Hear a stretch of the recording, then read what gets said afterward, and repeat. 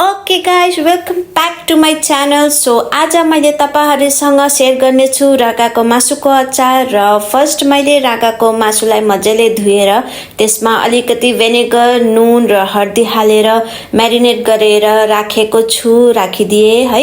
त्यसपछि अर्को प्यानमा तपाईले ज्वानो, सोप, कालो तोरी, जिरा, धनिया र ब्ल्याक पेपर हालेर मजाले तपाईले त्यसलाई भुट्नुहोस् र एकदम डर्नु हुँदैन, मजाले ब्राउन गरेर तपाईले भुट्नुहोस् र सेलाउन छोड्दिनुहोस्। एकछिन त्यसलाई सेलिएपछि तपाईले मिक्सीमा घ्यारेरेरे पार्नुहोस् र पाउडर बनाउनुहोस्। र एउटा भाँडामा तपाईले जिन्जर र गार्लिक सानो टुक्रा गरेर त्यसलाई मजाले ब्राउन कलरले फ्राई गर्नुहोस्।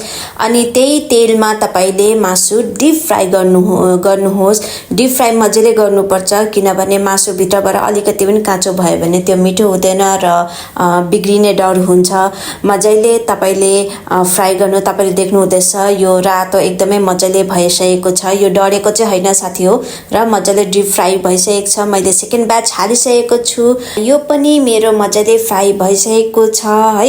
अनि त्यही तेलमा तपाईले कालो जिरा र मेथीलाई मजाले पड्काएर त्यहाँदेखि अघि पिसेको मसला मेरोमा धुलो खुर्सानी पहिलादेखि मैले पिसेर राखेको थिएँ र त्यो तपाईले मिक्स गर्नुहोस्, मजाले मिक्स गर्नुहोस्। त्यहाँदेखि तपाईले अलिकति हर्दी नुन हालेर त्यसलाई पनि मजाले एकछिन मिक्स गरेर मजाले पकाउनुहोस्। पछि अनि अघि फ्राई गरेको जिन्जर गार्लिक र मासु राखेर मजाले त्यसलाई भुट्नुहोस्। एकदम मजाले मसला मजाले कोट भए हुनेन्जेल मजाले भुट्नुहोस्। त्यहाँदेखि तपाईले अलिकति भेनेगर हालेर त्यसलाई पनि मजाले भुट्नुहोस्।